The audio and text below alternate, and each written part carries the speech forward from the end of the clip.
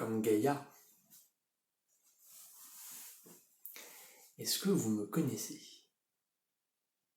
Si oui, vous faites peut-être partie de mon entourage. Sinon, c'est que je ne suis qu'un anonyme parmi tant d'autres. Sur YouTube, il y a plein d'anonymes donc.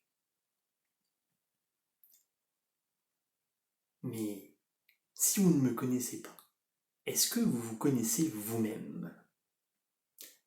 En voici une bonne question. Laurent Gounel a posé cette question dans un TEDx très intéressant. Et hop, il apparaît ici. Je vous invite chaudement à regarder cette vidéo qui vous permettra de comprendre pleinement ce que je vais vous dire. Car il est important de bien se connaître soi-même. Je me connais moi-même, je sais quels sont mes goûts, je sais ce que j'aime, ce que je n'aime pas. Sur YouTube, du coup, je sais quoi regarder de ce que je vais moins regarder. Je parle de se connaître soi et de connaître YouTube, car c'est deux sujets qui s'entremêlent. Comment est fait YouTube? C'est tout simplement une chasse aux vues, c'est pouvoir attirer votre attention sur des vidéos faites. La vidéo doit donc être attractive. Certains, on va dire, cadres techniques vont vous permettre de rendre votre vidéo plus dynamique, plus, punchy, plus ci, plus ça, car il apparaît que c'est un petit peu la norme pour vous retenir à regarder les choses. Peu importe le contenu. Or, personnellement, je ne fais jamais les choses comme tout le monde, je préfère le contenu plutôt que le contenant. Une belle vidéo sans contenu va plus me décevoir qu'une vidéo avec du contenu mais un mauvais contenant. Attention cependant, un mauvais contenant ayant un mauvais son ou vraiment une image où on ne voit rien, encore que l'image ça passe, l'image où il n'y a rien ça passe, mais un son horrible me fera vraiment décrocher, car ce qui m'intéresse c'est le contenu d'une vidéo. Les fameuses règles imposées par YouTube qui obligent en quelque sorte à répéter « abonnez-vous, faites ceci », c'est de la mendicité pour pouvoir créer un business et créer quelque chose qui soit un petit peu viable à long terme. C'est quelque chose d'assez répétitif et rébarbatif pour le spectateur que je suis. Mais pour comprendre cela, il faut comprendre quel est l'écosystème dans son ensemble.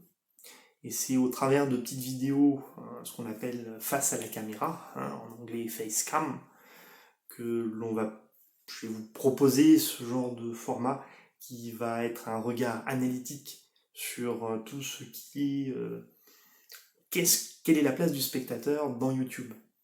Comme ça, cela va permettre un peu de défricher sur certains youtubeurs, comment ça fonctionne, comment ça ne fonctionne pas, qu'est-ce que moi j'aime, qu'est-ce que je n'aime pas, et vous proposer un avis très analytique, je me répète, c'est pas grave, sur effectivement la façon que j'ai en tant que spectateur de voir ceci, mais aussi en tant que producteur. Avoir un petit peu les deux regards permet à la fois de comprendre quelle est la réaction d'un spectateur, de qu'est-ce que propose un producteur. Donc dans les règles actuelles de YouTube, le fait de faire la chasse aux abonnés et la chasse aux vues est quelque chose qui est monétisable. Plus vous avez de personnes qui regardent, qui vous suivent, plus vous avez une sorte d'importance. Et c'est bien cela qui, de manière monétisable, rend votre profil attractif, puisque toutes les marques vont chercher de manière publicitaire à vous avoir comme vecteur de leurs produits. Donc plus vous êtes attractif, plus on va vous donner de l'argent dans ce canal-là. C'est pour ça que je raccroche un petit peu ce sujet YouTube et soi, à ce que on peut rester soi-même, il faut bien se connaître soi-même, bien connaître un peu ses limites, et connaître aussi qu'est-ce qui fonctionne sur YouTube, pour pouvoir allier un petit peu les deux. Je me permets d'avoir une liberté d'expression, car actuellement je ne suis pas monétisable.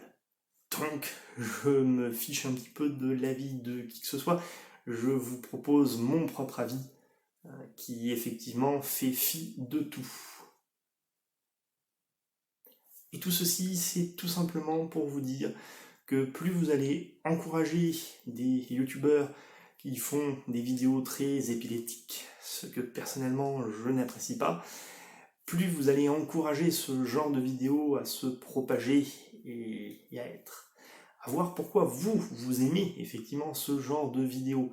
Pourquoi vous n'avez pas de patience sur des vidéos un petit peu plus lentes, un petit peu plus posées, un petit peu plus explicatives. J'aimerais bien comprendre. L'espace des commentaires est là, si effectivement vous êtes dans ce genre-là, pour expliquer votre point de vue. Quant à tout ce qui est réalisateur, qui propose des choses professionnelles intéressantes, des créateurs de vidéos, des créateurs de films, soutenez-les. C'est la seule manière que vous aurez effectivement pour pouvoir promouvoir et garder cette qualité. Car à la qualité, on ne peut pas tellement opposer la quantité. La quantité de viewers par rapport à la qualité d'un travail. Les deux domaines ne sont pas exactement quantifiables de la même manière. Merci à eux et à bientôt.